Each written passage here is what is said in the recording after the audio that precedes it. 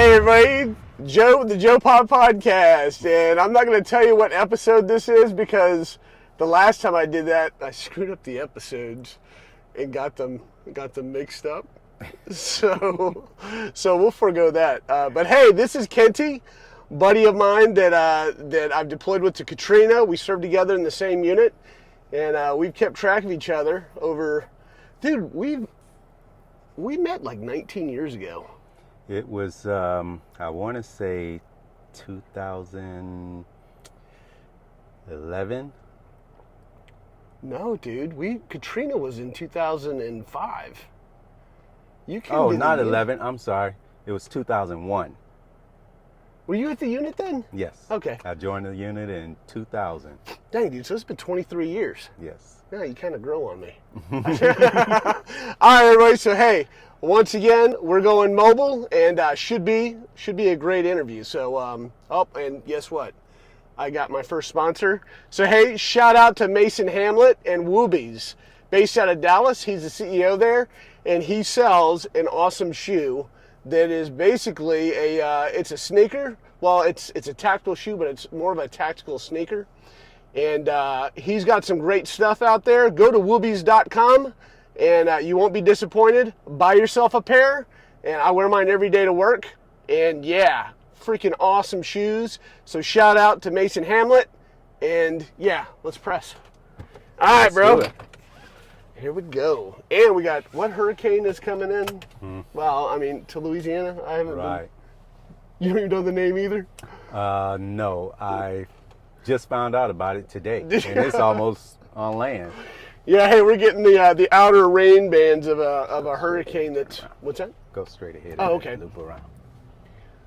Yeah, we got the outer bands of a hurricane that's hitting Louisiana, so we should be good to go. It'll be kind of rainy compared to usual. We'll do a Yui right here. Yes. So, look at you, man. This is a heck of a spread you've got. Yes, it's our little piece of paradise. Yeah. Have you fixed the bunker yet? No. Okay. He's got a cool bomb bunker in there that we'll have to do an episode on that sometime once you get that sucker done. That's the last thing on the honey-do list. She won't let me touch it until everything else is done. All right, man. So, remarkably enough, the times that we spent, because we also deployed out to Wyoming together on that, Yes. for the Special Forces Roundup. That was... I can't even remember what year that was. Oh my gosh. But yeah, remarkably, the amount of time that we spent together, I don't know that much about your history, pre-military. So let's go back. Where are you from? I was born in Brunswick, Georgia. Was raised in Savannah, Georgia.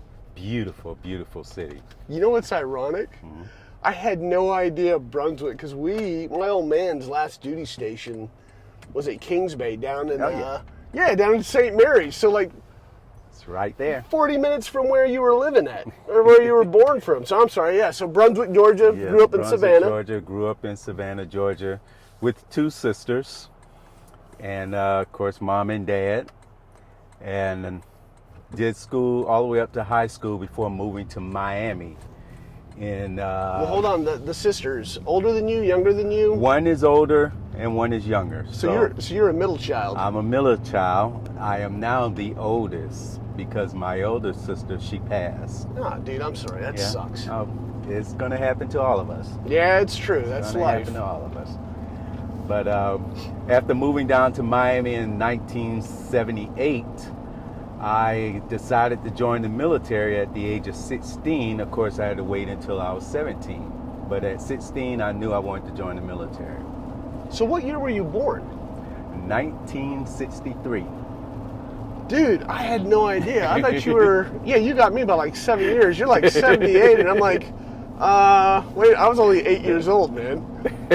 Dang, bro. You old bat. Oh, yes. All right, so dang. So you're. So wow. I joined the military in 1981. Okay, gotcha. Joined the military in 1981. First duty station was over in Italy, Aviano, Italy, Anybody who've heard of it, been there, know it's paradise. Even to this day, it's still paradise. Everybody I talk to that comes this way from there still brag about it and don't want to leave there, didn't want to leave. It's just one of those locations. Yeah, I've never heard anything bad about Aviano. Is that up by, that's northern Italy, It's northern by Italy, the Alps, right? right at the foot of the Alps. Okay. It's right there. You can walk out there, the main gate, and it's staring you in the face. Wow. Yeah. That's freaking amazing. It is. And It plus, because it's at sea level, isn't it? Because you're Yes. right down there by Venice. Yes. Yep, just above Venice. So Okay. we're just north of Venice is where that location is. So Gotcha. So it has everything. You got the Alps if you like the snow, woods if you like to hunt. You got Venice not far from there, and the beach isn't far from there either. So, Okay. but yes, I did 3 years there. They end up sending me to what job? security forces. Okay, so my entire time. Gotcha. My entire time, security forces, except for when I became a first sergeant. But we'll go into Right, that. right, yeah. So Italy was my first location for 3 years. I left there, went to Cheyenne, Wyoming. Big change, but it was okay. The duty wasn't bad. It was missile field duties. So it wasn't that bad. It wasn't hard work at all. Wyoming's a pretty state. It is. I liked Wyoming. And if you're an outdoorsman, Wyoming is perfect for you. Yeah. It is perfect. Other than those freaking winters. Holy cow. Well, outdoorsmen like winter. Not all of us. The real ones. Yeah, okay, yeah. They'll go out and camp in the winter, you know. It's just, it's brutal. It is. So what'd you do out in Wyoming? Or Cheyenne? As far as duty is concerned, my duty was still security forces, but I was in the missile field. We provide security for the MX missiles, and that meant convoys as well as when they were already staging their silos. So it was a pretty good duty, actually. Gotcha. Yes. And when I got there, I took on supervisory roles, so I really didn't do much. What now? What years is this when you're in Wyoming? Wyoming was 1984 through, I stayed there for 2 years, and then I went off to Korea from there. So we're talking, for those of you guys, correlation for the civilians out there, correlation, those of us that grew up during the Cold War, those were the nuclear missile fields where, our first strike capabilities against the Russians. So I can only imagine how intense and regimented that was at that point in time, especially with the Cold War. I was coming down to a close, but still, that was pretty heightened. And it never really closed when you really look at it. You're always on alert there. They're still on alert to this day. Yeah. And winters out there, like you said earlier, is harsh, and you still have to go to work. I mean, I had a 2-story house that I lived in and got snowed in quite often, where you have to go out of the upstairs window to get outside. And they make sure you go to work. They actually bring a snowmobile, one of the big carriers, troop carriers, to your house and pick you up. Oh, no kidding. Oh, you don't take time off. Oh, yeah. The snow ain't stopping. I'm not going to trust an airman to make it to work on a snow day. But we couldn't even get our cars out of the garage, let alone, get there. So they would come and pick everybody up in the troop transporter. That's funny. Yeah. So, but it was good duty. We work 4 days, get 3 days off. So, okay, yeah, that's a pretty good schedule. Yeah, it wasn't bad at all. All right, so you said from there you're heading to Korea? I went to Korea. Now you're still a bachelor at this point, right? At that point, no. Oh, okay. Actually, I was married prior to leaving Europe. I forgot to even put that in there. Oh, okay. But yeah, I was married prior to leaving Europe. All right. And went to Korea for 1 year. Beautiful duty. I was a Stinger missile gunner. Nice. I had no idea. That duty was plush.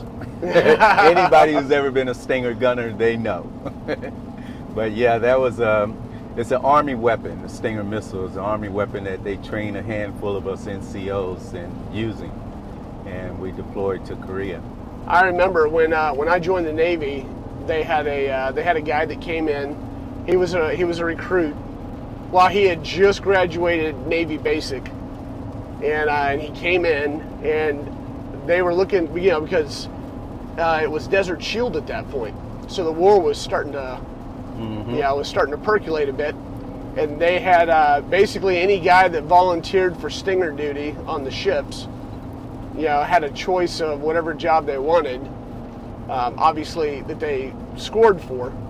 But you do, I think, a year of Stinger duty specifically for Desert Storm, and then you go into other stuff. And that actually rolled over into the Air Force as well. Really? All of our Stinger gunners, we had a choice of where we wanted to go. Okay. Once leaving that assignment. Gotcha. And in fact, I end up, out of Korea, I end up getting an assignment to Montana. Really? And I didn't want to go to Montana. I received that assignment on a Wednesday morning.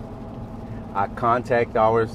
We had a special duty assignment number out of Texas that we were able to contact, the Stinger Missile Program's contact. And I told him I didn't want to go to Montana. He said, "Where do you want to go?" I said, "Las Vegas." I had my assignment to Montana on a Wednesday. By Monday morning, I had new orders to Las Vegas. Wow. It was just that simple. Dang, that's pretty squared away. So that was a promise that they kept. Good. All right, well, here's one of those things that logistically I should have been better about. We got less than a quarter tank of gas. And so you guys know how long these podcasts tend to last. I don't think we'll make it an hour or two. So we're topping off, so we'll be checking out and then checking back in. So give us a minute. See you shortly. And we're back. So that won't happen again. Not on this trip. Yeah, well, hopefully never, ever, ever. But anyway, all right, so Wyoming or Montana, you get those orders changed, and now you're heading to Las Vegas. Now, come on, now how old are you at this point? Because Las Vegas is nothing when you talk about age, I don't even remember the age at this point. Because Las Vegas is nothing but trouble for a young man if you're not careful. If you're not careful. Yeah. That's the main thing. Now, my duty assignment in Las Vegas was actually Tonopah. We were at the Black World assignments in Tonopah. Okay, you need to define Black World I can define assignment. Black World assignment because the one that we did has already been declassified. The world knows about it. I was there before the stealth fighter was even known. Okay. That was our project. Oh, all right. So we're talking Area 51, right? Not Area 51, Tonopah. Those are two different locations. Oh, are they? Okay. Yeah. So there's no UFO stories in this one. No. Oh, No, come on, man. Dang. We didn't deal with any UFOs. I've never seen one. No alien bodies? Everyone thought the stealth was a UFO. You know when it flew, but... Dude, you know what was cool? Cool sidebar. So when I took a break from security forces and went RPAs, remotely piloted aircraft, I did when I was doing the MQ-9 training for the Reaper, they had a synthetic aperture radar on it. And we did like 1 day on it. 1 day of academics and then 1 day where we actually flew it and used it. Right. And in Holloman, there's an air park out there. And this air park has got every plane that's ever flown out at White Sands. Right. So I'm familiar with that. Yeah, it's got that big circle there. Well, there's a stealth fighter there. Well, when you roll over that thing with the SAR, and it's your after action, your post mission brief, they pull up the pictures of it. That SAR, it's almost like a digital picture. It's obviously, I think it was black and white, but there's a vacant spot where the freaking where the stealth fighter is, dude. It doesn't even show up on radar. It looks like a blank, like an empty parking spot. It's so freaking cool. But yeah, so all right. Yeah. So how was that assignment? That assignment was great. At those particular assignments, the budgets are unlimited. So whatever you need, whatever you want, they make it happen. So better than NAVSOC. Yes, I'm telling you, it is. So what all were your typical duties out there? It was just security. That was it. That's all we did.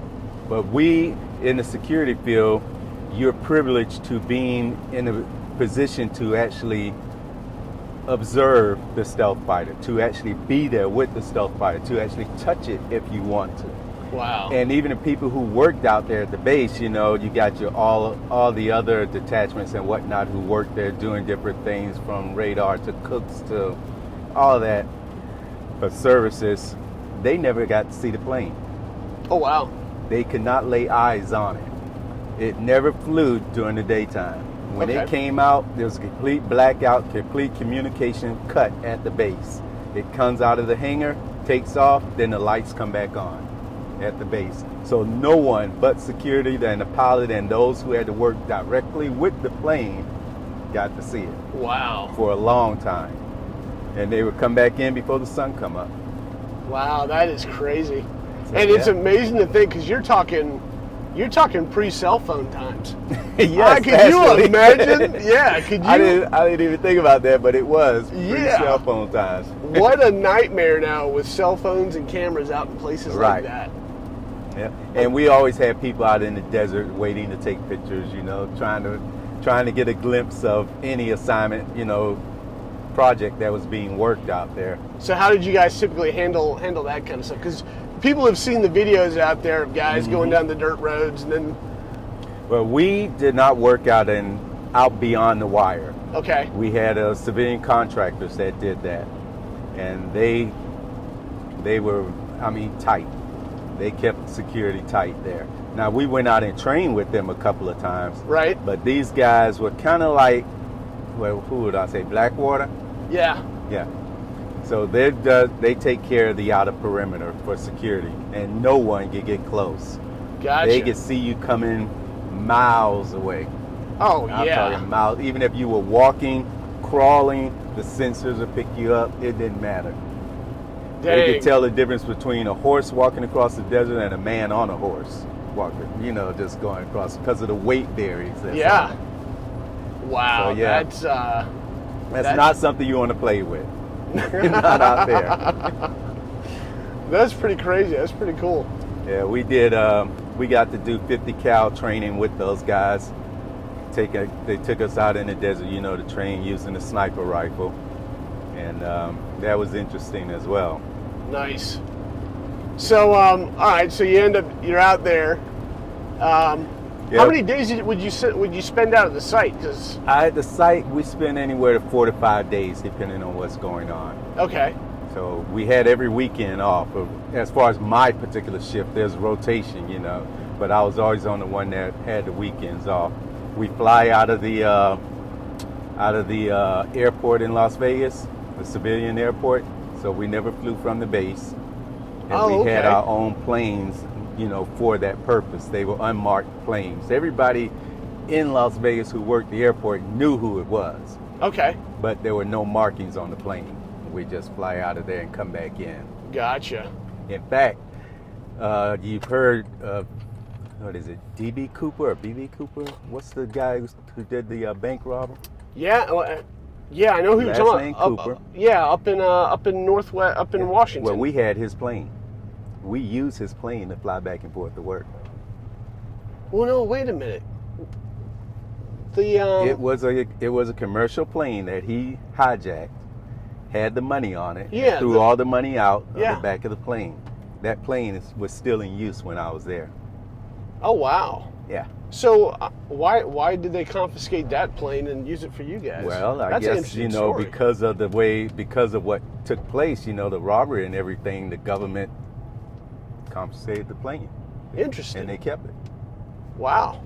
I'm So, sure yes. the carrier wasn't too cool on that. But yes, we were using it. That was in our fleet, Wow. and we would use it right out of Las Vegas to fly up there to Wow. Tonopah. That's pretty cool.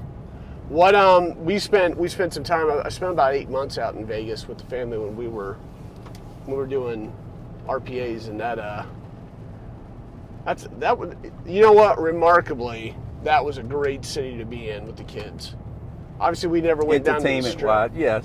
All the You outdoor just got to stuff. stay out of. Oh yeah, that was fantastic. Yes. But, so, all right, so you're out there, and is that all you did that whole time? Was just working out there at that post, or did you? Well, that was my transition time. By the time that assignment was over, when the stealth fighter was finally revealed, and you know, we actually went out to war with it to, what was it, Desert Storm? Yeah. Yes, we used it there. And we, the security forces at Tonopah, escorted that plane out there Oh, wow.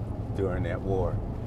And so after the war was over, or shall I say, I can't even say it was actually over, it transitioned to another campaign. Yeah. That's when I'd already reached 10 years in the military. Okay. And I started my transition in getting out of the military. So I did 10 years. By the time I got out, I was 10 years, 11 months. I think it was. And I transitioned to my civilian life in law enforcement. I've always liked law enforcement. So even in the military, that's all I did. So my first civilian job was out there in Las Vegas. I was with the city, working in law enforcement. I had no idea. So so do we have any kids at this point? Are you still married? Yes. Okay. My 2 kids went through a divorce prior to Vegas, actually. Okay. I went through a divorce, and I actually got custody of both of my children. Okay. So I was a single father at that time. Dang, dude, that's pretty. It was one of the things that really encouraged me to get out, because being in security forces, we were always deployed. Yeah. And I had a good system down, as far as my kids' babysitter and everything. If I was deployed on a moment's notice, there was always somebody there for them.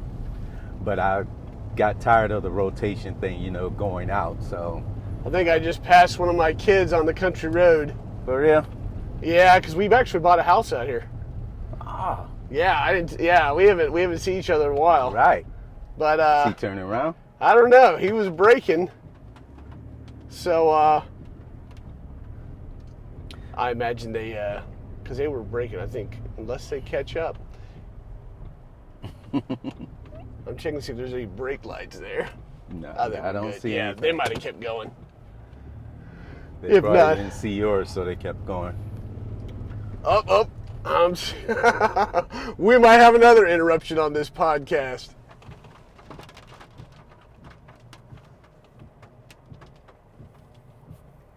Oh, now he's backing all the way up. Hey guys, we're going to take a quick pause again. So, we'll be back in a minute. All right, we're back. So yes, I started my law enforcement career out there. now are you working PD or Sheriff's Department? PD. Oh, okay, all right. Yes. Dang, And that had to be... it was great. I'm telling you, it was great. Every day was something different, something new. Every single day. That was no joke. I loved law enforcement out there. And especially the best time of the year was New Year's. Okay. New Year's Eve. Out there working. Dude, you gotta have a special personality. You have to. Yeah. I'm telling you. Because I think of that, and everybody, any guy worth his salt, I shouldn't say this, it's kind of a bias, likes to fight to some degree.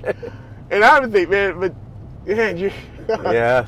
that would just be. And during that time, it was a hands-on type job, of course, out there, because you're dealing with a lot of drunks, a lot of things going on, drugs, few gangs, stuff like that. But I just say to this day, because I also retired in law enforcement, that the mind is the greatest weapon you could have. Oh yeah, undoubtedly. The greatest weapon that you have. And you just got to train yourself to use it. Well, and there's such maturity is such a big part of that. Yes. And just knowing how to de-escalate something with a person that is irrational.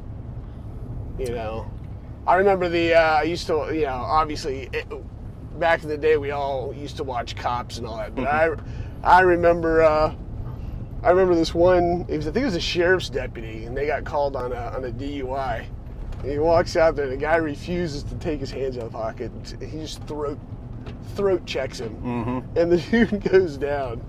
I probably watched that one film clip on YouTube like a dozen times. He gave him every opportunity to, pull his hands out, but nah, man was drunk and looking for a fight, and he got it. They could be stubborn. Gosh. So, how many years were you doing law enforcement out in Vegas? Out in Vegas, I did a total of 4 years before moving to Florida. Okay. Well, ultimately, you're having a good time out there. What brought you out to Florida? I did not want to raise the kids there. Okay. No, that's fair. That's that fair. was it. And, you know, I was still a single dad. You know, I was like, nah, I just didn't want to raise the kids there. I can't say that the school system at the time was the best out there, because it wasn't. Yeah. So. Well, and even when we got, whenever we were out there in 2013, 2014, I mean, we homeschooled. Mm-hmm. But yeah, you could tell. I mean, you would just hear horror stories from the guys I was flying with about the crap their kids were having to put up with. Yes. So, how old were your kids at the time? Oh, there you go with the age thing again. My youngest, my daughter, she hadn't started school yet. So, and she's 3 years behind my son. Okay. And he was already starting. So you got babies. Yeah, we're talking babies. Yeah, holy cow. We're talking babies. So not only did they bring me back to the East Coast, but also my parents. I wanted to be closer to them. There was no illness or anything. It's just, you know, once you have kids and you want them to be close to their grandparents, it's like, okay, either the grandparents are going to come to you or you're going to have to go to them. Yeah, and that's a tall order, having people. I mean, there's cheap flights out to Vegas, but nevertheless, it's. So that's what about proximity. Made that move. So I ended up coming to Tallahassee. Okay. Joined the police department in Tallahassee. I joined the sheriff's office in Tallahassee. No kidding. So my retirement time did not transition, because you can't do it from PD to sheriff's office. Gotcha. So, but I joined the sheriff's office in Tallahassee. You were out there with Lawrence, were you? Yes. I had no idea. I didn't work with them, but we were together. We were at the same department, yes. Because when I first joined, they gave me the opportunity to be a drill instructor for a juvenile, at a juvenile boot camp. Gotcha. And I took it. Okay. That was like easy. Yeah. I said I have the mentality to do it, and, I don't have a problem with kids, and so I joined that. And it was great.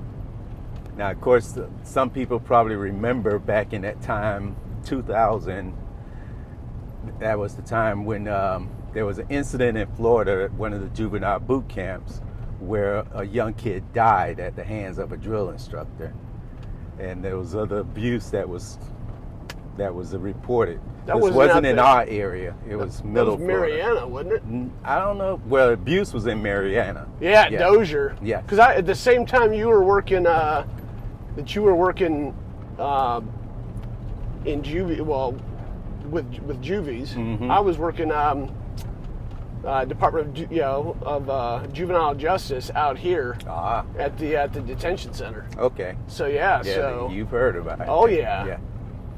And so I did that, and that's when I joined the reserves, because I'd already been out of the military for 9 years. I was going to make 10 years my max time to stay out. Then I was going to join the reserves to finish up my time.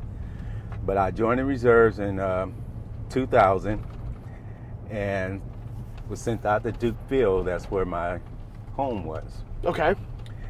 And then, of course, the following year, 9/11 hit. And we were all activated at that time. Yeah, so where were you? Because Pope, you remember, yeah. He was the commander at the time. Yeah. And he activated all of us before the Pentagon even sent down a notice. He activated us. Really? Yes. Okay. So I was called back in, onto active duty. And so today is 9/11. We're talking 23 years after the fact. Yes. So, so what's your 9/11 story? How did that go down? Well, my 9/11 story, I happened to be at Walmart at the time. Okay. I started hearing the chatter, people talking about what was happening. And I started watching the television that was there. Oh, in Walmart? In Walmart. Okay. Everybody stopped and watched television, see what was going on. And when that second tower fell, because that's the one that I seen, the chatter was there after the first one, but I watched the second one fall, and I knew that I was going to be activated. Yeah. It was already a given. And within a 2-hour period, I was activated. I got that call. Oh, wow. That quick. And so went home, packed my bags and everything, and headed out to Duke Field. Wow, where'd the kiddos go? You just your grandparents? They went to their mother. No, they were with okay. their mother. So that was covered. And stayed out at Duke Field. You know, I don't know how long we stayed before they allowed us to even go home. You know, it was a while. Right. So me and Kenty, as we were talking about earlier, haven't been, we probably haven't, other than a few texts here or there, we really haven't seen each other in almost a year. Right. So I'm showing him the property that we've got out here, the 28 acres out in the middle of Blackwater. So yeah. So we are driving down around and now going to drive out of here. Now that you got the wilderness tour, that's the one thing I hate about this is when it hits a bush, it wants to break. No, I didn't hit a tree. So we're going to back this baby up slow. But yeah, if you get high bushes, it'll stop it itself. gets very, it's like, dude, I don't like that. Oh, Anyway. But yeah, so being there in at Duke Field, that's where we actually met. Yeah. At Duke Field during that time, preparing for our deployment. Yeah, you so at that point in time you were pulling man days down at Herbert Field, right? Right. Yep, it was Herbert Field. All right, now we're finally rolling. So all right, so this whole time you're doing days down at Herbert Field. Right. How is that? Because now you're back in the military full time on Uncle Sam's dime. Yes. Now, as far as when I reached Fort Walton, I decided I wanted to move to Fort Walton. Okay. Because I hadn't been here, down in the area before, other than joining Duke Field. I really didn't explore Fort Walton, but I put my foot on the beach, and that was it. So I that's Snow White sand? Yes, I transitioned from Tallahassee to Fort Walton. I never took you as a beach rat. Hey, I love the beach. Oh, so, man. That was a very good move for me because I wanted to join the sheriff's office here in Okaloosa County.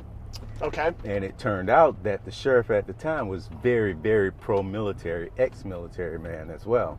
Okay. And so when I joined, I told him, I said, look, I'm on military orders. I want to join your department, want to transition to it from Tallahassee. He signed me in. He literally hired me knowing that I could not come to work. Oh, wow. Yeah. Oh, that's pretty legit. That was. So, yeah, I got employed. I transferred my job over to Okaloosa County, and I was still on military orders the whole time. Nice. Did you end up working with them on the weekends, or did No, didn't work with them at all. Because that would have been because you were activated for a couple years, right? Yes, I was activated for a while. And the good thing about it, because it's state, my retirement time continued. Oh, nice. So I didn't you were lose building seniority. anything. Yes, didn't lose a thing. Good deal. Yeah. So that worked out great, and that's a big caveat is that I stayed on reserve status to reclaim my retirement time from active duty. Right. So therefore, it was building up, and also with the state job being a deputy, I was building up my retirement time with them as well. So the great thing about it, when I actually retired from the military, it was only 4 years later I retired from the sheriff's office. Oh, so wow. I got the state and federal retirement pretty much back to back. Nice. Good deal. But we did a couple of deployments, of course, being at Dukeville. You and I did the one after Katrina. Yeah, 2005, Katrina rolled in. And believe it or not, PTSD is real. I literally have PTSD from Katrina. Do you really? I really do. Wow. Well, hold on. Diagnosed with it. Let's backtrack just a tad bit. Yes. Because we're also talking, we got hit with Ivan, which was almost, for the most part, a direct hit going right up through Escambia Bay. Right. So what, were you still activated at that point, or were you already working with the sheriff's department? Oh, I was working with the sheriff's department because we came off of orders before that time. Yeah, because that would have been, so 2004. Yes.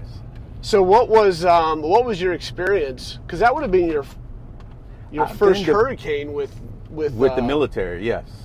Okay. With the military, but it wasn't my first hurricane with the sheriff's office. That was the first hurricane where I got deployed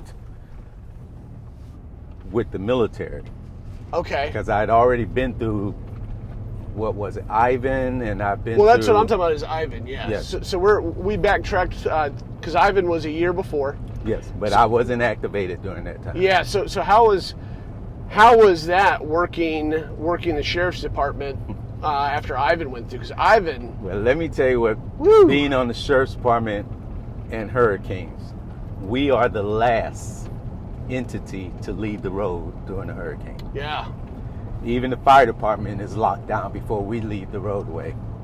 We as deputies do not leave the roadway until debris starts flying. Okay. So we're the last entity out there. Dang. As far as service for the people. Right. So when they call, we go, we have rescued people down in Shalimar who decide to stay in their house. And of course the water rises, and we're there to get them. And some people we can't reach because of, not even an SUV will get to them. But we are the last. I can remember during that hurricane, Ivan, I was in Crestview working. And of course, once the debris starts, you shelter down at the closest shelter to you. That may be a school, that may be a fire department, that may be a substation or whatever the case may be. Well, my closest was my home. Okay. I went home during that hurricane.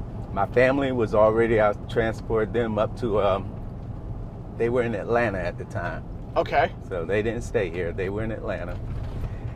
And I can remember laying on my bed in the house and hearing a tornado go over the house. Oof. Freight train, literally. I was waiting for the roof to just fly off. Dang. But I wasn't afraid. I just put it in God's hand. I was like, if it's going to happen, it's going to happen. Yeah. I'm not going to fear it, And that tornado went over the house, tore up a couple of trees, right in the backyard area. The only thing that damage that happened to the roof was a 2x4 hit the roof. Okay. Put a hole in the, the roof line itself, but it didn't go all the way through. Wow. So yeah. Okay, so then you make it through Ivan. Mm-hmm. A year later, we're getting hit again. Not sure. Hey, where's this thing going to hit? Because Right. Ivan was a 5. Yes. Well, Ivan was a 4. Yes. Katrina Was a 5. is barreling down a year later, and we're like, holy cow, here we go again. And it's a 5, and it diverts to Katrina. I mean to New Orleans. Yes. So that's where you and me went out the door. So you're talking about PTSD and Katrina. The thing that I don't know if I even expressed it when I was there, but I was so frustrated with what happened during Katrina, and it was the politics of it. Yeah. Because we had the issue with who was those guys? FEMA, and then we had the military there. We even we had the Army there who was ready to dig in, clean up, get the city back in shape. Yeah. And FEMA would not allow them to move. They were literally stuck there. You could probably remember there was a debate over how to get water to the people who need it. Yeah. Yeah. I was. That was so frustrating. I'm like, are we still in the United States? Yep. We're not in a third world country. We're not in a foreign country somewhere. We're in the United States, and people are suffering because they could not get water.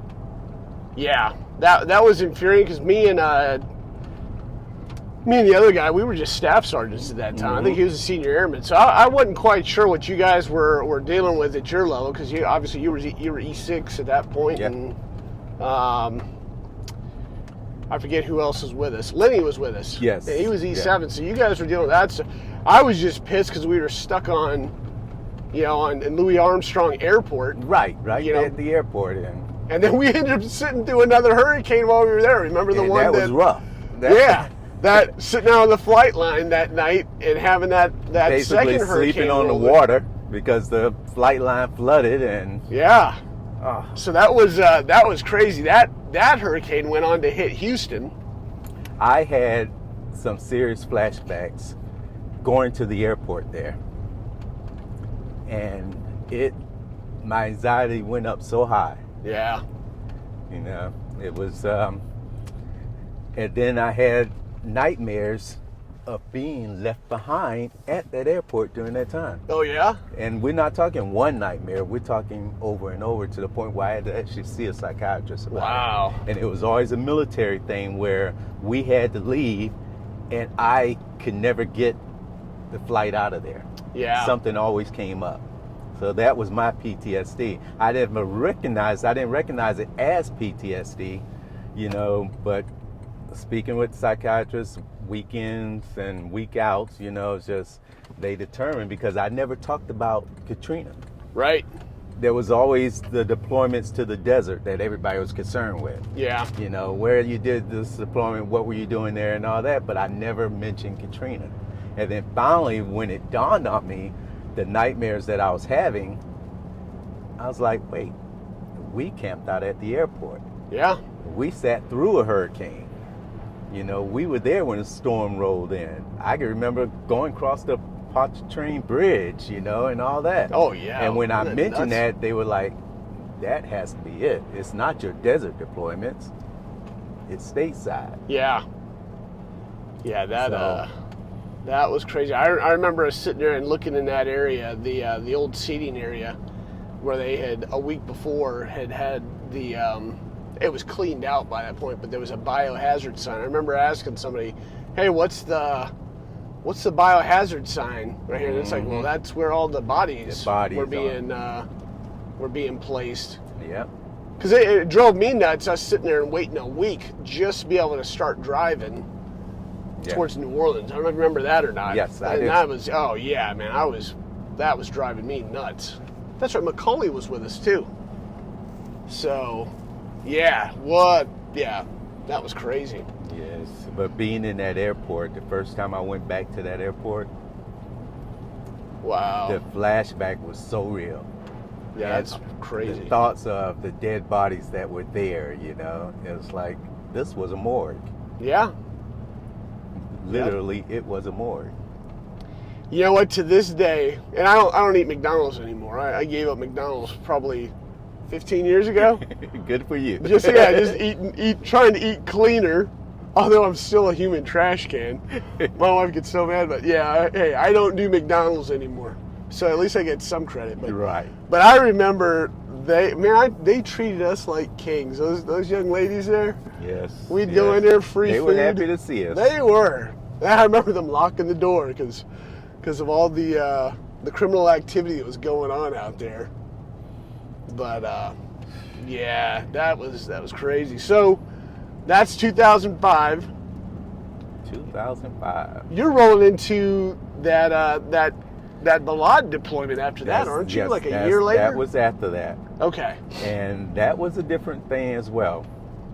Balad itself wasn't so bad. We got mortared nightly. Right. But it wasn't so bad as if Katrina just to me was worse Right. than being there. But Balad was a life-changing moment. I got ill while I was there. Nothing that put me out, but I had a swollen lymph node under my neck. Okay. They examined it, couldn't figure out what it was, but I had started having trouble heart-wise, and they strapped me to a monitor for a while, you know, checking me and whatnot. Could not figure out what was going on. Did EKGs and everything. Well, the doctor that was there told me to check in once I got back from the deployment, since I was like a month out, you know, going back home.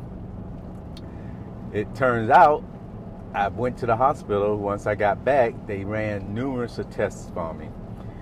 And I'm talking a lot different types of tests and whatnot. One doctor said, your test is about on the level of the president being examined. And they couldn't find anything wrong. So the very last thing that was done, they did a biopsy of a lymph node. They took a lymph node from under my armpit, and it was dead. There was no life in it. Wow. So they did another one from the opposite armpit. That one was partially dead, and what the doctor said is that the lymph node was doing its job. Something was attacking my body, and it was actually fighting it, which is why it ended up being dead. Right. So they turned out that from the second lymph node, they found out that I had cancer. And I was diagnosed with having lymphoma cancer. By the time they caught it, it was 5% in my bone marrow. Oh, wow. So it was everywhere. Yeah. The only blessings that was there at the time was that it was everywhere, but not in my organs. None Okay. of my organs got touched by it. Wow. And I mean, it was literally everywhere. But it went to my bone marrow, but didn't touch any of my organs. That is remarkable. It Because, was. I mean, It your was. blood marrow, yeah, your bone marrow is what makes blood cells. Yes. You know, so that's a miracle in and of itself. Yep. So I went through a treatment for 8 months straight, a very tough chemotherapy treatment, and it went away. It went into remission. Now, the key thing about all of this is that I felt that I asked for that. Okay. And that turned out to be my rock that I held on to going through the treatment.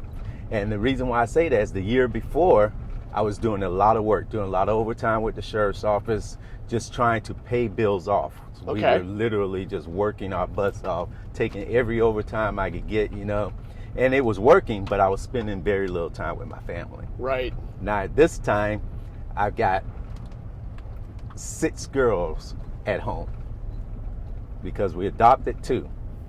Okay. And And you're remarried at this point yes, now, right? Yeah. remarried at this point. That's right, because I don't remember if I met your wife before we went to Katrina. I think so. Yes, you did. Yeah. Yeah. Okay. But I've got, I have 6 girls at home, and I wasn't spending any quality time with them. Right. I can remember saying a simple prayer that year before the deployment, Uh-huh. that if there was a way to make it where I could spend time with my family, that quality time with my family, and not have to work like this and still get my bills paid off, I would be forever grateful. Careful what you ask for. Careful what you ask for. I was diagnosed with cancer at the end of that year, but the following year, I didn't work not one day. Wow. My entire time that I was going through treatment, I was at home with my family. Wow.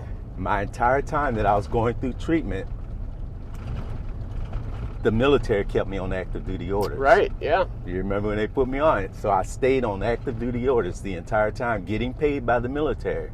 My entire time that I was going through treatment, the sheriff's department paid my salary. Oh, wow. They did not dock not one day of pay from me. Dang.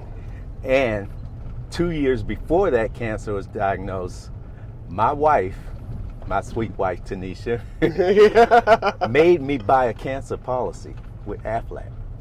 Really? No form of cancer in our family, but Aflac was offering that policy. They Right. had just came out with it.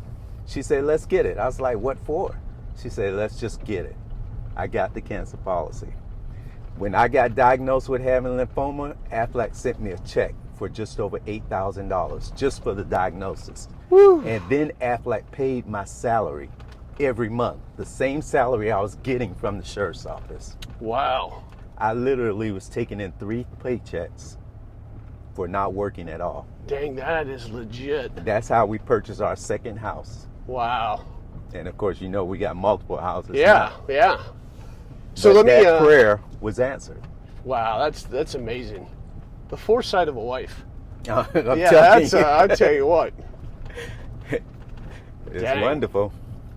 So I had forgotten that you had adopted the girls. Are you willing to go ahead and dive into those conversations there? Yes. So what initiated the whole thing on adoption? Because obviously you know our story. We're an adoption family. Episode 12 is with an old Army buddy of mine who also is big into adoption. What brought the girls into your guys' lives? I mean, Well, we decided to become foster parents. okay. And a lot of it dealt with my wife. She, was constantly seeing the abuse that kids were going through. She's a nurse. Yeah. And so she talked me into becoming a foster parent. We went through the program, became a foster parent, and we decided to take on teenage girls because I had girls at the house. Right. And so we took on teenage girls who were very difficult to handle. A lot of people did not want teenage girls, but we started our own in-home program to transition teenage girls to becoming adults. Okay. And that's what we did. So what ages are we talking about We're initially? talking ages 14 to 18. Okay. Aging out. Wow, dude. Yeah. That so is we impressive. did that. And we had a lot of girls come through the home. The foster program loved what we were doing. They actually invited us to come out during the training program that other families were going through. Right. Other adults were going through. And that last week, we would come out and actually talk to them. Okay. Giving them the reality of what being a foster parent was. Yeah. Because the agency could not reveal those things. There's things that they could not tell them. Right. But they allow us to come in and give them the tea, basically. So we were doing that, with the program. And it turned out that, the girls that would come through, they nicknamed me Papa Ike. And to this day, adults that I see who I knew were foster kids with us, they address me as Papa Ike. Wow. And I'm talking 30-year-olds. Yeah. Yeah. Dude, that's but amazing. we still see them. What an impact. We got on this conversation. Guys, adoption is important. Foster care is important. We were talking, me and Curtis, we were talking specifically about that movie that came out, The Sound of Freedom. Oh, yes. And so many times everybody wants to be the door kicker.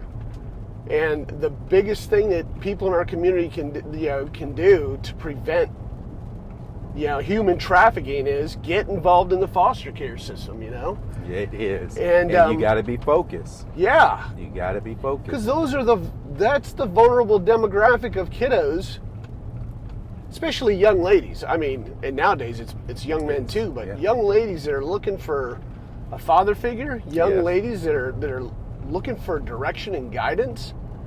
So my hat's off to you. Because the speech I used to give with every young lady that came through the house, we would sit them down, my wife and I, and the caseworker, and I would tell them, I'm not here to be your dad. I'm not here to replace your dad. Right. I'm here to protect you. That's my job. Yeah. And everything else just falls right into line. Nice.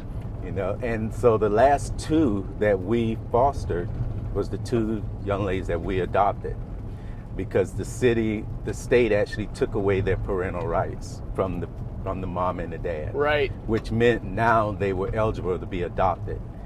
And we had spent so many years with them, we decided, why would we send them off to another family? Yeah.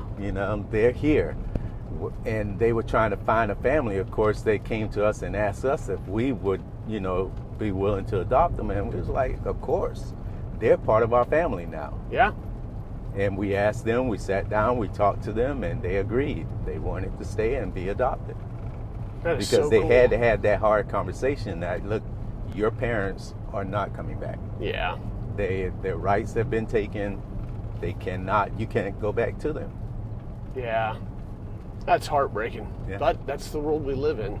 Yes. Yes, it is. No, thanks for sharing that, because that's very personal, and obviously you don't want to violate the trust of Right. telling their story. But no, thanks for sharing that. They are grown and living well. That's awesome. Yeah, doing well. Because you're talking a hair's width away, a razor's edge of being a statistic, Yes. a bad statistic. Yes. So God bless you and Tanisha for doing that. That's good. And I used to get a lot of people talking, especially guys. They'd be like, man, why do you take that chance? Anything, an accusation that anybody could say against you could ruin your whole life. I say your heart just need to be in the right place. Yeah. I don't worry about that. Yeah. I'm doing what I know is the right thing to do. And Yep. I never had not one say anything negative against me. Nice. Good deal. So how were they handling the whole, this whole deal with cancer? Because, I mean, pretty much at this point. Oh, yeah, we didn't mention, I was hit again. I completed 15 years of being cancer-free. And then... Dude, was it? Holy cow. 15 years. And then it returned in 2022. Yep, I remember that. Yeah. So it came back, did my treatments. It's a totally different treatment that I did this time around. And just before... Was it lymphoma again? It's lymphoma again. Okay. Before my treatments were completed, I was diagnosed with bladder cancer. So here I am dealing with 2 different cancers now at once. And before the treatment was to begin for the bladder cancer, because I had to complete the treatment for lymphoma first, before the treatment was to begin for the bladder cancer, I was diagnosed with prostate cancer. So now I'm dealing with 3 different cancers. Holy cow, I knew about the 2. I didn't know you got the trifecta. Yes. Dang, man. But the treatment that I did this time around, and this is going to lead right into why the military was so important. Because after leaving the military, I became a veteran, of course. Yeah. And the VA was taking care of my health care because of my first cancer. 100% covered. Nice. So when I got diagnosed with the 3 cancers, they covered everything. Okay. Now, the reason why I say the military plays such a big part in it is that I was eligible to take on the new form of cancer fighting treatment. I didn't have to do the chemotherapy. Okay. We did the immunotherapy. Oh, and really? the VA paid for all of it. Wow. And it's not cheap. It is not cheap. But that immunotherapy not only put my lymphoma into remission, it put the bladder cancer into remission. It put the prostate cancer into remission. Oh, dude, that's... So it's blessings on blessings on blessings. Yeah. But I'd say all that about the insurance because as I was going through the treatments, I went to UAB for the treatments. I was in the cancer center with other people who was going through the same thing. Okay. But they had to deal with the chemotherapy treatment that I had to deal with 15 years ago because the insurance would not pay for Wow. the others. And that's the importance, those who see this video, your insurance has to be priority, especially if you have a family. Cover them. Yeah. I don't care what it costs you. If you got to make a sacrifice on something, get the insurance, cover them, because we do not know what's going to happen in your life. Yeah. Yeah, no, you're absolutely right. When you, so we kind of jumped ahead. So you, let's backtrack because I ended up, so what year did you end up leaving the unit to become a first sergeant? Let's see. Because usually guys leave the unit and you never expect to really cross paths with them Right. again. I left the unit, I was a first sergeant for the last 6 years in the military. I retired 2015. So that means I left the unit by 19? Well, no. 2019? No, I'm sorry. I'm talking security 29, forces. yeah. Yeah, 2009. Okay. And I became a first sergeant. That was like the best move I could have done in the military. Yeah. I enjoy being a first sergeant. It's my personality. Oh, yeah. You're a good people person. Yes. Yeah. I love working with people, and that's all the first sergeant had to do. Now, it entails a lot of things, but my job was people. Yeah. And that was it. So it didn't matter what unit I went to, I could do the job. Yeah, it was funny because I ended up leaving my AGR position, and we got recruited to do that MRT deal with all the non-standard aircraft. And it was funny walking through the door, and there you are as the first sergeant. It's like, check it out, So that was cool to still have that point of contact, that touch point, Yes. I enjoy that job a lot because, like you said, people. That's first sergeant's business. It should be every first sergeant's business. Yeah. You know, I can't speak for everyone, but if they make people the number one, that job is easy. Yeah. Yeah. It really was. I can see that. What so you end up retiring, gosh, what year did you end up 2015. 2015, okay. Mm-hmm. That's right, because I was just getting back from Vegas Yes. in 2014, and then you retired. Because I almost tried to get out there to visit you just because you were in Vegas. I got a reason to go. Oh man, and then yeah, so at that point you dive in full time with the sheriff's department Yes. again. Now at that point, I was reaching a retirement for the sheriff's department. 4 years was my 20-year mark. Okay. And because my years carried over from Tallahassee. Right. And before that time, 2 years in, so I was 18 years in, and I got injured while on the job. And it was a neck injury. And so I was transitioned into my retirement mode for the last 2 years because I really could not work. How'd you end up getting a neck injury? Slip and fall on gas. Are you at serious? a gas station. Dude, Very I thought you were serious. going to tell me about, there that dude was in the shadows. No. One of those, okay. But I had a slip and fall getting out of the patrol car. Isn't that an nuts? SUV, actually. And I fell straight back, hit the back of my neck on the concrete pillows that gas tanks sit on. It's maybe about 6 inches off yeah. the ground. Well, I hit my neck right on that thing. Thank God it didn't freaking... Right. Dang. But I spent a year in therapy trying to get back, and whatnot, and it got to the point to where I wasn't going to be back out on the road. Wow. Because the fact is, anybody, if I got in a physical confrontation with someone and they hit that disc, yeah, it could paralyze me. So I was like, it wasn't worth it to stay in. So I gave my notice. I stayed in for another year as a deputy, but I didn't have to be engaged with anybody, Right. I just finished up my year, so I hit my 20 mark and I retired. Wow. So you're so the nice thing about transitioning to the reserves is usually you've got a civilian job to go back to. Yes. So transition sounded pretty easy for you. It was easy. Now, what about your VA? Obviously, you're rolling out of there. You've got the bout with cancer at that point, the first bout. What was your VA experience like? I mean, you end up getting 100% out the door. Did you I was have at to work on that? 80% out the door. Okay. Now, I was at 80% long before I even got to my retirement year. Okay. Because while we were doing reserve duty, I wasn't getting paid by the reserves. I was accumulating points. Gotcha. Because I was being paid by the VA. Right. So therefore, I wasn't double dipping. I was getting points, but my paycheck was coming from the VA. Okay. And that was years into the reserve. So once I got out the door, I was at 80%. But then, of course, the reevaluation and everything, I'm now sitting at 100%. Nice.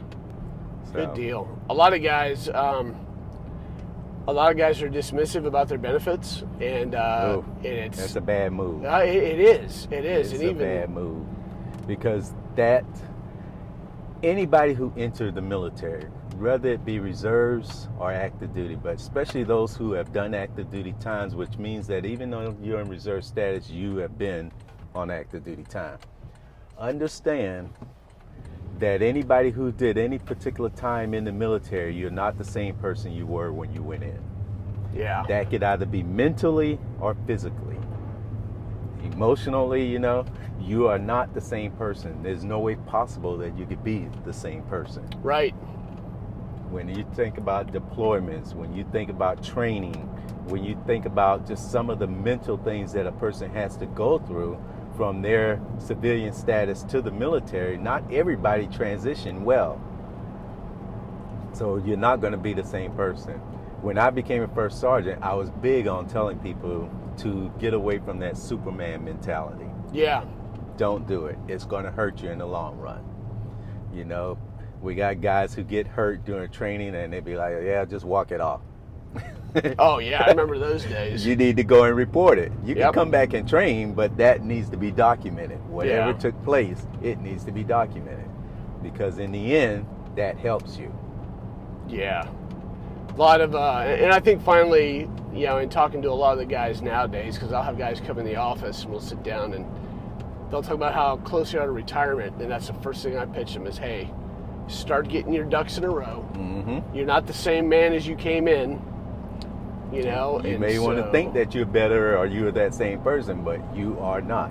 Yeah. I joined at the age of 17. It was no way possible I could be the same person that I came in at. Right. Just Right. wasn't possible. So one thing that I thought was interesting that you had told me, and I actually freaking looked it up because I thought you were full of crap, bro. Your whole life has been as a police officer or a Yes. sheriff's deputy, doing law enforcement. enforcement. And I remember you telling me that, and this might be something for you guys out there that have had the same, you know, job for 30 years, Yes. is that Social Security, if you've done a certain job for, what, over 30 years? Over 30 years. Yeah, that you're considered Untrainable. untrainable. You And I can't thought, be retrained. yeah, I'm like, no. So I did. I went home and I Googled that stuff.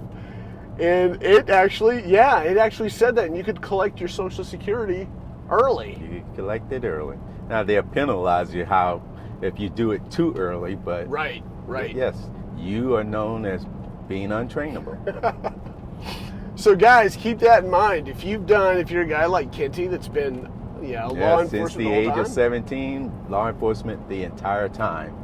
yeah, that is. Now, I've done a lot of jobs within law enforcement, but it's still law enforcement. Yeah, no, absolutely. So hey, keep that in mind, fellas. For those of you that have been at the same grindstone the whole time, me, I got red ball syndrome. So I'm jumping all over the Jumping place. I know. Pisses people off, but hey, you know what? It was a fun ride, man. No one can say that I do not believe in longevity. yeah. It's there. And it's not that I couldn't have done anything else. I could have. Because remember, we talked about the Stinger program. Yeah. Where during that time, they guaranteed us the ability to change orders if we didn't like where we were going, and also to retrain. Now, when I came in the military, I scored high enough to be an air traffic controller. Right. But I chose not to be one because I wanted to carry a weapon. Seriously, that was my criteria. Isn't it It's nuts? like you get all these benefits as being an air traffic controller. I said, but I can't carry a weapon. I know. Isn't that funny? Because I remember when I went from the Navy Reserve to active Army, a recruiter sat me down because I'd taken the ASVAB for the second time. Mm-hmm. And he's like, dude, you can do whatever you want. What do you want to do? Airborne infantry. You know, and he's like, I'm going to say this again, young man. What is it that you want to do? I want to be airborne. He's like, dude, you could do anything. Are you sure you want to do that? And like a moron, I'm like, yeah. So, but yeah, once again, it was that too many Rambo films, too many, Yes. Predator and Platoon and all that crap. But, And the lack of a, what do I want to call it? Not a supervisor, but mentor? Mentor. Mhm. Because you came in during the time I came in, I didn't have a mentor.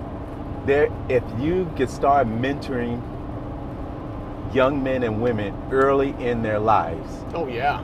they would make better adults. Yeah. Because so many people just fumble their way from being young adults, teenagers, to being an adult. They have no idea what they're getting into, and no one is telling them. They need mentors. If you could get into a mentorship program, do it for them. You can mentor at least one child, one young adult. It makes a world of difference. Yeah. Because people who want to join the military, I still have 3 that I'm mentoring now. because they don't get that mentorship within, before joining the military, but they want to join. So therefore, I take the time to walk them through. I go to the recruiters with them. I take the time to let them know what a job actually means.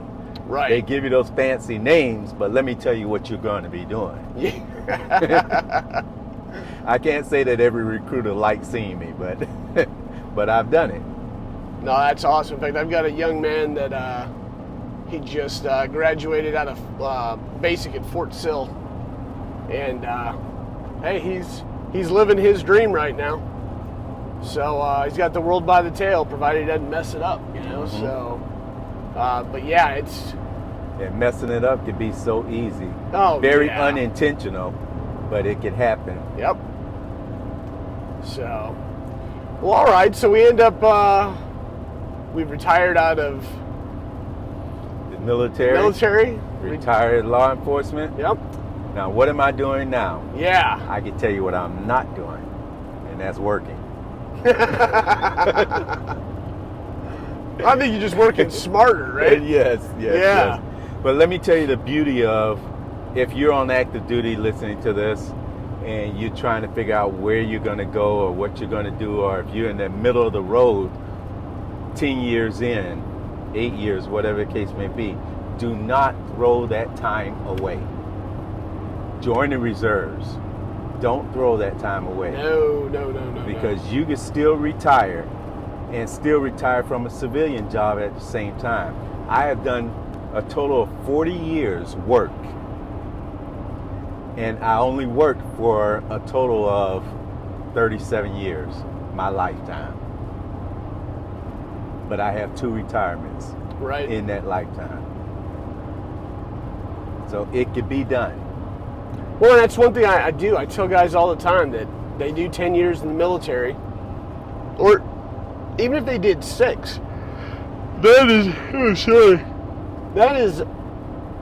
is something, that's time well spent. That's time that's invested, and you can stand on your head for 14 years in the reserves. Yes. It's not that difficult. Even if you just did bare bones 1 weekend a month, 2 weeks out of the year. 2 weeks out of the year. It gives you something extra to do. I mean, that's a car payment for some guys. You're making a decent little chunk. It is. Now let me correct myself. I was wrong on the years. I started working at 17. I literally retired at 55 with 2 retirements. A total of 20 years each. Right. So because of my overlap. Yeah. So that's what it is. So yeah, guys, like he's saying, don't always consider the reserves. And I get it. Always. Sometimes you get burned, and you got to overcome being bitter, or having that mentality of, screw them, because we've got guys that took a 10-year sabbatical and ended up coming back to finish out their time. They're like, holy cow, if I just not getting if I hadn't gotten butt hurt, if I had just hung out, I could already be done with this, and they're retiring, and they're collecting a paycheck in their retirement years, So not to mention, your VA benefits. VA benefits.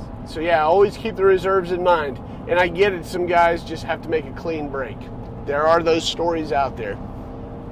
But a lot of them, put your ego aside and finish out your time, because you've paid your pound of flesh. Mm-hmm. You have. Yeah, so hey, see it through. And I guess it's one of those things where, ask yourself, who are you really pissed off at when you want to get out of the military? Is it the military, or is it an individual that's in the military that made your life rough? They're going to move on. Yeah, that's a good point. They will move on, whether it be a first sergeant, whether it be a commander, a supervisor. They're not going to be in your life your entire life. They're going to move on. Don't let them ruin your possibility of a retirement. Yeah, that is definitely a biggie. So you guys did go ahead and you got a little bit of an entrepreneurial streak in you and started doing some investments. A lot of that deals with my wife. Oh, she's the brains of the operation. Yes, she's had that business mind since she was a teenager. Actually, before she was a teenager, in school, she's always been that business-minded person. And so she groomed me, got me focused, and I stopped wasting my money and put it into the right areas. Nice. So we do real estate and do very well with it. We don't sell real estate. We buy real estate and rent it out. And so even in a down market, we're still doing well. So you're out there slumlording it. No. No. No, they're very good piece of the property. Well, no, it was funny when I was doing when we were working at the same unit doing that special program. There was a guy on the active duty side of the 19th. He was a pilot, major man. I cannot remember for the life of me what his name was, but he bought little properties all over. Every place he was stationed, he'd buy a mobile home or he'd buy another property, and he had nice parts. We called him slumlord anyway, right? Just but yeah, dude, he had property. He probably had, I kid you not, 20 freaking properties. And when it came time for him to retire, I'm sure he retired as an LC, Lieutenant Colonel. Yeah. But I can only imagine his net worth when he. It's a beautiful thing. Yeah. It really is. It really is. So just little investments here or there. So you guys keep that in mind. Well, Kenty, you got any parting shots, man? Any other wisdom you wanna throw out there on the interwebs? I can tell you this, especially when it comes to your health, know yourself. Listen to your body. Don't take it for granted. Don't even take a cold for granted. And you reach that age of having to have these exams, whether it's 50 years old, 60 years old, 35, whatever the case may be. Stop being a Superman. Get out there and get yourself checked. Dude, I've been nursing 2 shoulders, I kid you not, for over a month. And I finally, yesterday, called up the Andrews Institute to get checked out. Oh, man. And you're covered to get it done. Oh, yeah. It's just make time for it. Because, it's an inconvenience thing sometimes. I can tell you, during my treatment with cancer, I did my treatments up at UAB in Alabama. And what my wife and I would do is the treatment is like one day, maybe 4 hours a day, Right. But we would go up there the day before, pack up, go up there, visit museums and stuff like that. Every time I had to go and get a treatment, we made it into like a field trip. We'd spend the night, I'd get up that morning and go and do my treatments, then we'd come back home. But we'd go the day before and just enjoy the area. Nice. So, it's not a matter of when you have to get appointments done, if it's out of state or something of that nature. It doesn't have to be a grim thing where you just go straight to the hospital, do what you got to do, and you come back home. Make an outing of it. Yeah. Enjoy yourself. Keep a smile on your face. That's one thing, dude. I don't think I've ever seen you bitch. I don't think I've ever heard you moan or groan. You've always got a smile on your face. You've always got an awesome demeanor, and I tell you what, looking back over the years, yeah, dude, that's uplifting, especially in this day and time. Attitude is everything. Oh yeah, and I never told you that, dude, but yeah, that's been pretty squared away, and yeah. So all you guys out there, hey, I hope you enjoyed the interview. Kenty's an awesome guy. There's countless times, well, at least a couple of times, I say countless, where when I was deployed contracting, it was always nice knowing you could pull up the house and the cruiser, check things around. And I did. Make sure the house is okay when we were in Vegas and all that. And so your friendship has been awesome, man. And thanks for doing the podcast, dude. Hey. This is a good time. Yes. I'm glad I didn't have to talk you into it. You're like, yeah, dude, I'll do it. Not at all. So, and you see, my wife came home and she's like, where you going? Well, me and Stap. Yep. She's like, okay, see you when you come back. Whenever that is. Now you gotta let me know when you get your new truck. Oh, I got to get a new truck. Toyota Tundra, baby. Yes. Yeah. Toyota. All right, guys. Hey, thanks again for tuning in. Make sure you subscribe, like, and share. Give us the feedback. If I suck, if you think it's great and I'm knocking it out of the park, give me something, please. I haven't heard good or bad. That probably means people aren't watching.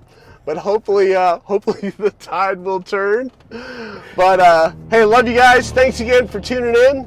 And we will get you on the next episode. So once again, God bless and see ya.